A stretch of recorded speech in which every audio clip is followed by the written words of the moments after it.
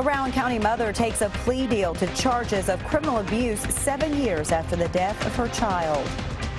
A needle exchange program is coming to one central Kentucky county. We'll tell you who coming up. How a high school dropout defrauded thousands from investors.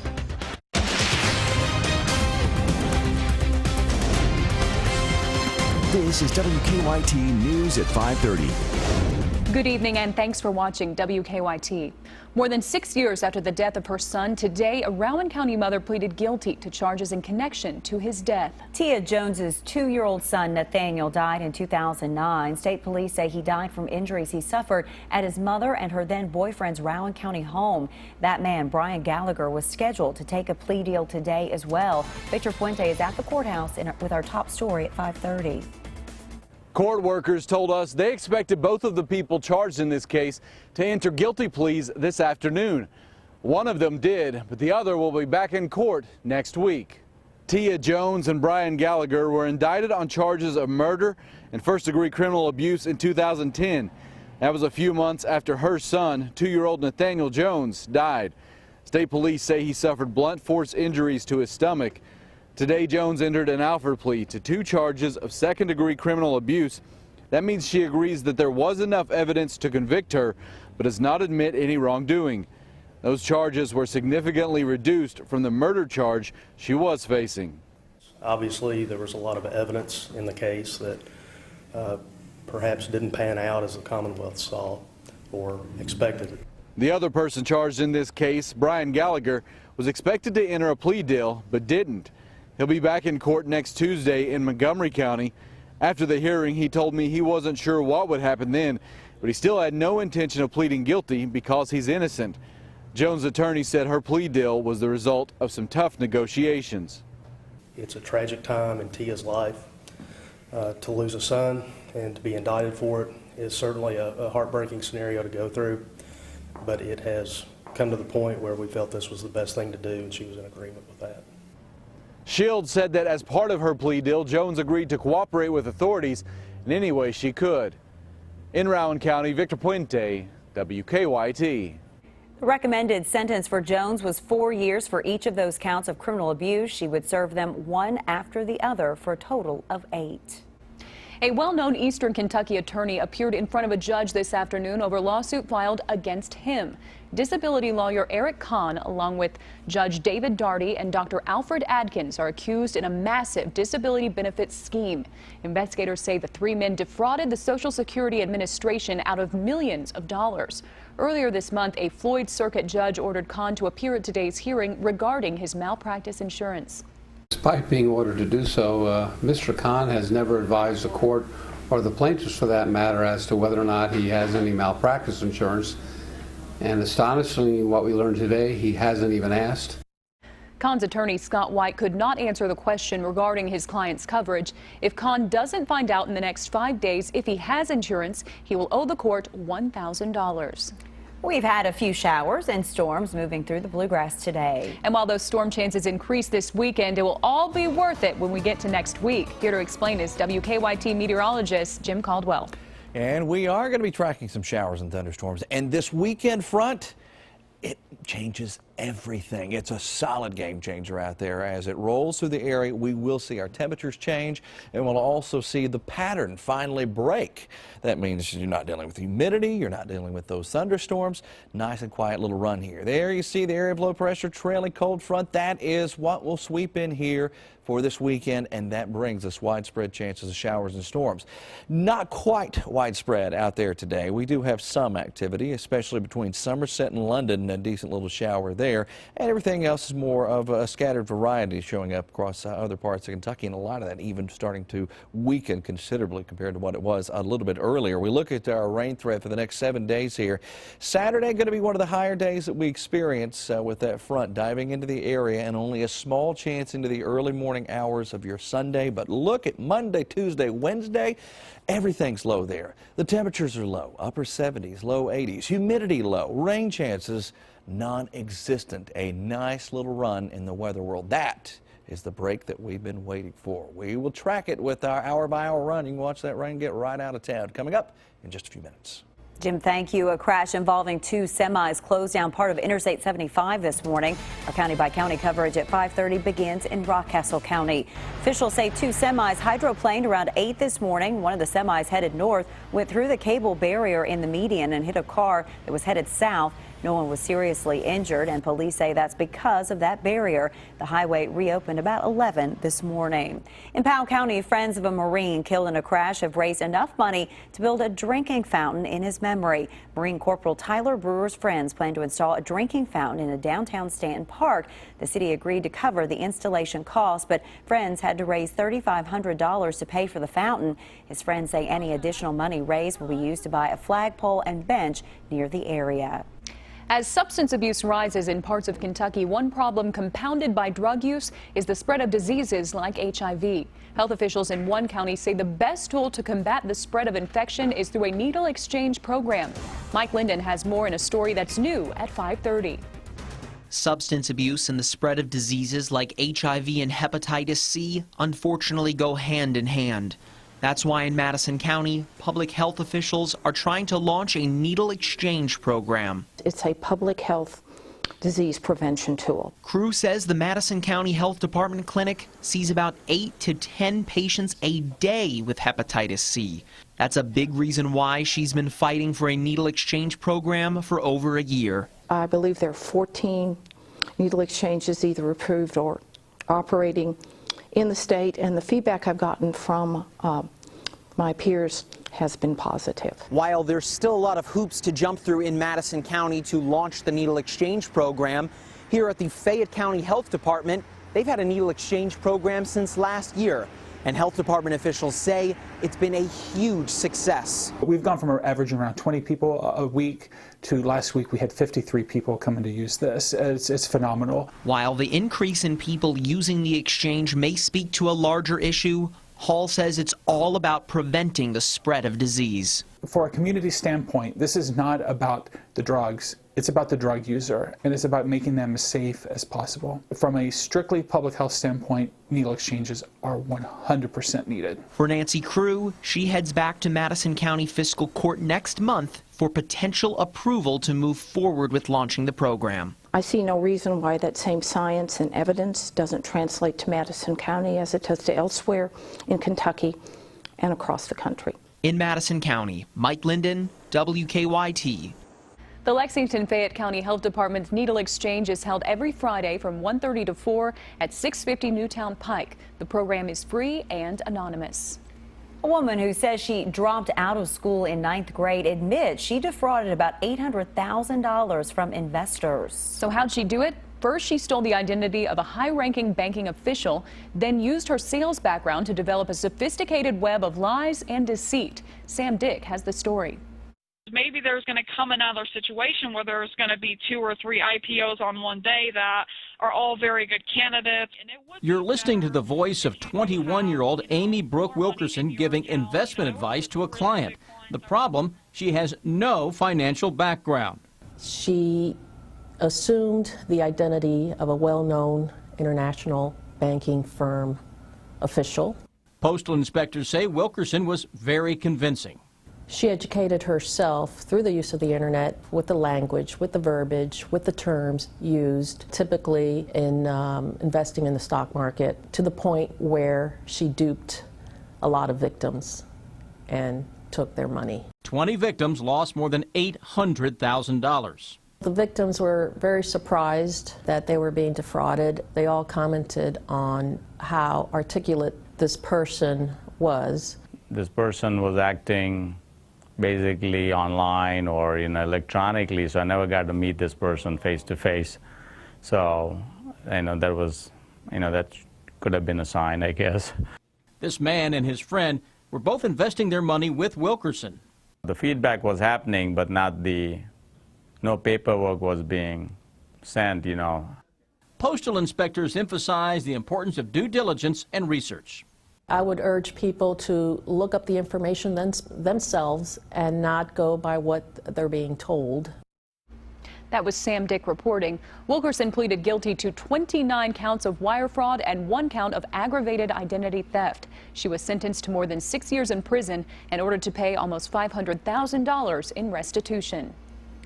A Grayson County child wins big at the Kentucky State Fair. That story coming up on WKYT. I'm Bill Bryant. Donald Trump's campaign chairman resigns, and Hillary Clinton's team pushes back against internet rumors about her health. Plus, a look at the new Kentucky project. The bottom line is on the way. It is the second shakeup in 2 days for the Trump campaign. Meanwhile, Hillary Clinton's camp is pushing back against rumors about her health. Bill Bryant has more in today's Bottom Line. Good evening. There has been another shakeup in Donald Trump's campaign. Paul Manafort offered his resignation this morning, and it was accepted. Manafort is stepping down following revelations about his work for a pro-Russia political party in Ukraine. The Associated Press had reported Manafort's firm had orchestrated a covert lobbying operation in Washington on behalf of the party that was ruling the Ukraine in 2012. The AP says Manafort did not disclose his work as a foreign agent as the law requires. Meanwhile, Trump visited some flooded areas in Louisiana today, going into some neighborhoods that are hard hit. Hillary Clinton's campaign is pushing back hard against what it calls deranged conspiracy theories about her health. Trump has been raising questions about Clinton's stamina, indicating she would not be able to put in the work to deal with major problems facing the country. The Clinton camp has now released an updated letter from the former Secretary of State's doctor saying the 68-year-old Clinton is in excellent health and fit to serve as President of the United States. Former Auditor Adam Edlin, who is a co-founder of the new Kentucky project, announced this week that some voters are expecting their leaders to compromise and reach solutions. He explained the movement that he's trying to start within the Democratic Party on a Kentucky Newsmakers interview with me. Bill, if we're going to get beyond this Washington, D.C. style politics that has invaded Kentucky like Asian carp or kudzu, we've got to do things differently. And the way we propose in the new Kentucky project to do things differently is to shake up our stale political system by introducing new names and new faces, new leaders who have new ideas. The full interview with Edlin and a member of his group runs on Kentucky Newsmakers Sunday morning at 6 on WKYT, and it repeats Sunday at 10 a.m. on the CW Lexington. Also on Kentucky Newsmakers, WKYT Chief Meteorologist Chris Bailey looks ahead to the fall and talks about whether he sees any hints about the winter to come. Again, that's Kentucky Newsmakers Sunday morning. Bill Bryant, WKYT. The Kentucky Fair is underway, and along with food, rides, games, the fair also includes plenty of competition. And one of those competitions is the largest pumpkin contest. And this year it was won by a 12-year-old boy from Grayson County. Take a look. Maxwell Daly took first place in the 7th annual largest pumpkin contest. His pumpkin weighed in at 582.5 pounds this afternoon. Daly told the judges his secret to growing was a lot of fertilizer. Now, your hour-by-hour forecast with meteorologist Jim Caldwell. And plenty of rain to help out, too. It was certainly a soggy little run for us, and we're about to come to an end to a soggy run where we've had a daily threat of showers and thunderstorms and high levels of humidity. It's all coming to an end soon, at least pattern break. I mean, of course, it'll come back. Out there this evening for folks headed out to high school football action, small chance of rain around kickoff, especially in southern and eastern Kentucky. Most of us are going to be on the dry side, but you will at least see a few on our Defender radar network, and then dry throughout the rest of the evening, just generally damp from some of the showers that passed through earlier. Low and mid 80s in central Kentucky, but where the clouds are thicker and the rain has been showing up, you're going to find low, mid, and even some upper 70s across southern and eastern Kentucky. And you can see the bright white nature to these clouds, moisture rich. You go away from it, we do have clouds here in Lexington, but they're not quite as thick and keeping a lot of that heat out. Here's what we've got. Just a scattering of showers showing up with some of the heavier rain falling in southern parts of Laurel County at this point. There you see a little heavy batch passed over the interstate and still a little bit small area seeing some of that rain, but generally that's about it. We'll focus in on our weekend system. It's a frontal boundary that grows and is bringing showers and thunderstorms to Nebraska and to Kansas, and that will be our system that arrives for this weekend. as it gets here, watch what happens. The showers and thunderstorms will start to increase as we get toward the midday tomorrow, just a normal scattered type variety. But tomorrow evening, that's when they become a little more organized as they start pushing in with the actual front itself, making its way through Kentucky and giving us a better chance. Late Saturday night going into Sunday morning, front will clear, at least central Kentucky, and things will be clear and nice for us as well. You'll have a little mix of sun and clouds. Temperatures start to fall. Very comfortable feel to the air. Some of that rain will linger through parts of midday for our friends in eastern Kentucky, but once it gets out of here, we're in pretty good shape going into the rest of Sunday, Monday, and beyond. A very comfortable feel. Very small risk for some severe weather. Marginal risk showing up out to our west. However, as we look at that, with the front starting to dive into the area, that might spill over into parts of central Kentucky, so I wouldn't be surprised to see a strong or severe thunderstorm try to whip into the area here on Saturday evening as well. There you see our front. It's on the move, sweeping through the area with the fall-like temperatures starting to surge in behind it. A big-time drop in temperatures will come, but more importantly, a drop in that humidity across the area. Here comes our 7-day forecast where we're tracking all of that in the days ahead. Highs in the upper 70s. That's nice, but the really nice stuff, as I've mentioned, will be that drop in humidity. And it's going to be a drastic one, too. Out there today, you can still feel it. Yes. But you go into next week and you'll be like, huh, this is not bad at all. That's the best looking 7-day I've seen in a while. I thought you were talking about this smile. Because it's the best smile I've had in a while, I'll tell you. He does have good dimples. There we go. Yes. Thank you. I'm embarrassed. Couple of collisions. One is at Alexandria and Cross Keys. Another one at Georgetown near Hurricane Hall. It's between Hurricane Hall and Ironworks.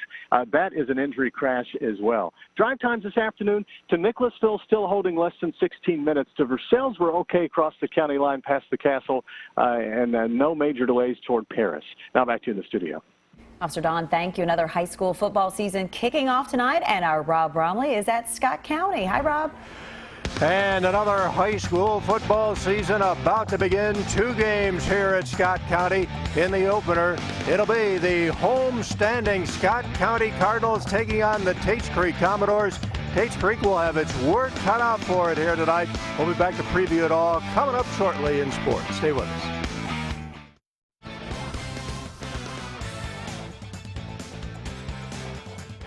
And welcome back, everybody. Toyota Stadium in Georgetown. We are about set to kick off another season of high school football, and it is a doubleheader here at Scott County. Game 1 of this twin bill. The home-standing Scott County Cardinals against Tates Creek. And last year, you might remember, Scott County blasted the Commodores 46-6. Nothing went right for Tates Creek.